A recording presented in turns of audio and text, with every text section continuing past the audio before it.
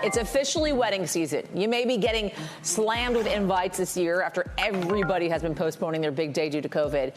We want to show you, though, how one couple, Tracy and Dave, they took their ceremony to the next level, actually into a different universe, the Metaverse. You've heard about it. We talk about it a lot on this show. But now weddings are happening there, too. Callan Rosenblatt takes us there.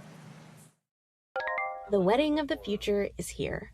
Metaverse nuptials. Guests have avatars, venues are virtual, and this is your Evite. I now pronounce you husband and wife. That's Dave and Tracy Gagnon getting married in September of last year. They say they're one of the first couples in the world to tie the knot in the Metaverse.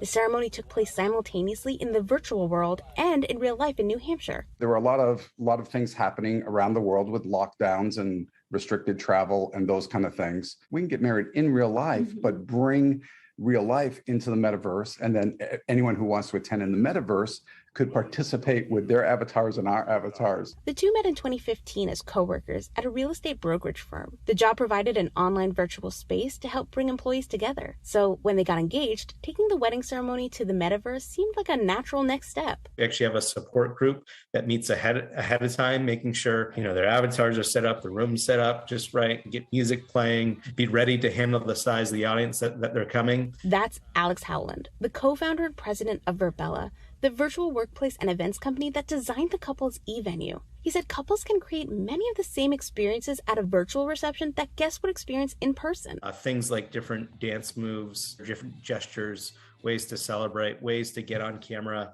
and actually give a toast if you want to. One study found today's average wedding can cost anywhere between $20,000 and $50,000, depending on size and location. But for virtual events like weddings, the price is in the details. A lot of our corporate events are in the $10,000 to $20,000 range, but depending on the size of the people, the kind of customization you want to do, the options are endless. Technically speaking, weddings that happen exclusively in the Metaverse face legal obstacles. And in states that do allow virtual online weddings, folks getting married are usually required to use video conferencing technology that doesn't distort their appearance. But the Gagnons saw the virtual ceremony as a way for friends and family who couldn't physically attend because of the pandemic or otherwise to still be there. Tracy and Super Dave Gagnon. A romance kindled in the virtual world grew into reality. The Gagnons say the Metaverse has opened up their lives to new possibilities. The real power of the Metaverse is it's built to help people connect and to grow and to learn from each other and to see the world through different eyes. Callan, this is fascinating. I have so many questions. I've been to a Zoom wedding. Obviously, we've all been to a Zoom wedding at this point. I know how to attend one of those. You just join the Zoom meeting. How do you attend a Metaverse wedding? And the avatar, does it have to look like me?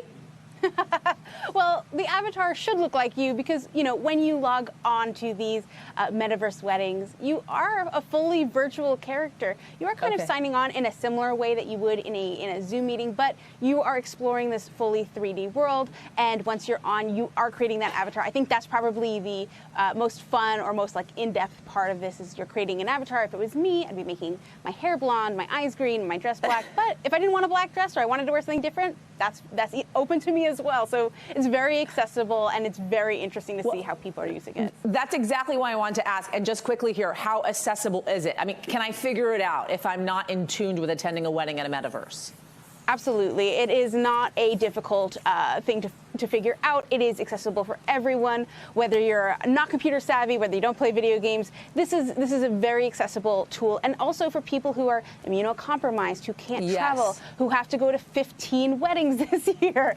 This is a way that you can make sure that you're attending everything, you're not breaking the bank, and you're staying